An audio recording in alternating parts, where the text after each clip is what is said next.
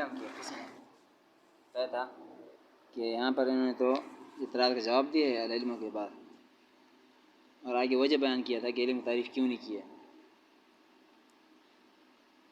اب آگے ابتداءً علم کی دو قسمیں ہیں، علم کی ابتداءً دو قسمیں ہیں۔ اولاً علم کی دو قسمیں ہیں، علم حضوری اور علم حصولی۔ ایک ہے علم حضوری، ایک ہے علم حصولی، حاصل سے حصولی، حاضر سے حضوری، یہ دو قسمیں ہیں۔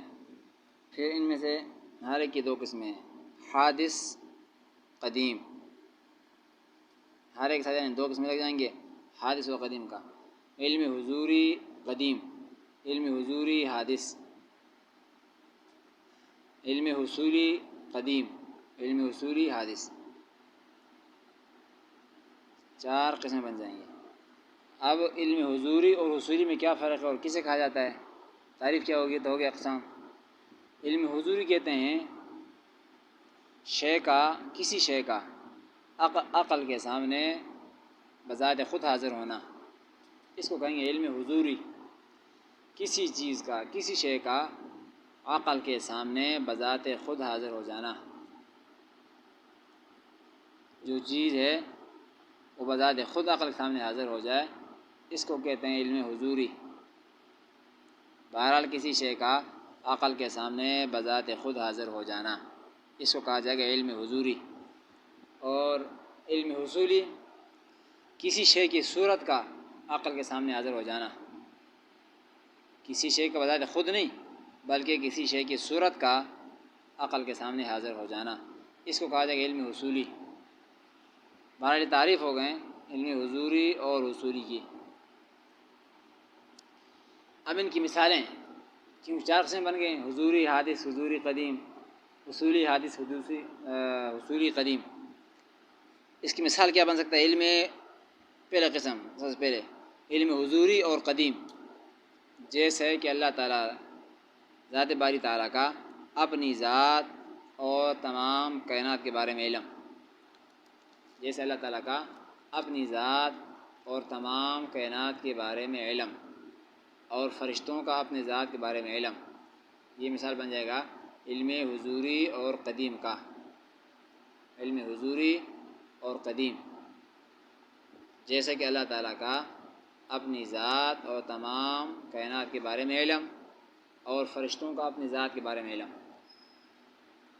یہ ہو جائے گا علم حضوری اور قدیم۔ دوسرا قسم علم حضوری حادث، علم حضوری حادث،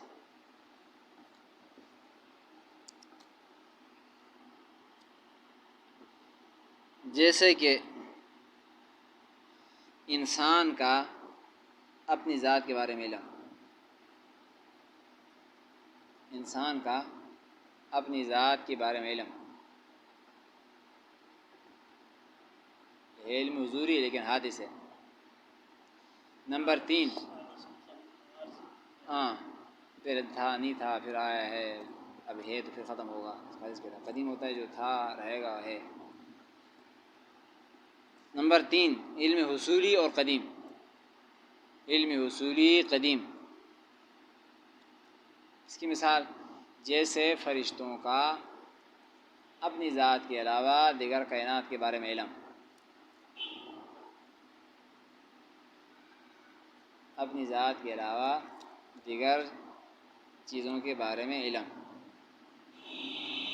کیونکہ یہ ہے تو حصولی لیکن ہے قدیم، یعنی شروع سے اللہ تعالیٰ نے ان کو یہ علم دیا ہوا ہے، جو فرشتے جن کاموں پر معمور ہے ان چیزوں کے بارے میں ان کو جو علم حاصل ہے، جیسا کہ علم آدم الاسماء، تعلیم جو فرشتوں کا تذکرہ مراد ہے وہ یہ ہے، یعنی علم حضوری ہے اور ہے بھی قدیم، جیسے فرشتوں کا اپنی ذات کے علاوہ دیگر چیزوں کے بارے میں علم۔ چوتھا علم ہو حصولی اور ہو بھی حادث، ہو حصولی اور حادث، جیسے انسان کا اپنی ذات کے علاوہ دیگر چیزوں کا علم، اپنی ذات کے علاوہ دیگر چیزوں کا علم. یہ ایسا علم ہے بھی علم حدوثی اور ہے بھی نہیں حصولی ہے اور ہے بھی حادث. چار قسمیں ہو گئیں. چار قسموں کی مثالیں بتا دیے. پہلے تعریف ہو گئی حضوری اور اصولی کی، پھر ہر ایک کے یہاں بسات یہاں پر جو لگے گا حادث قدیم. چار مثالیں ہو گئی.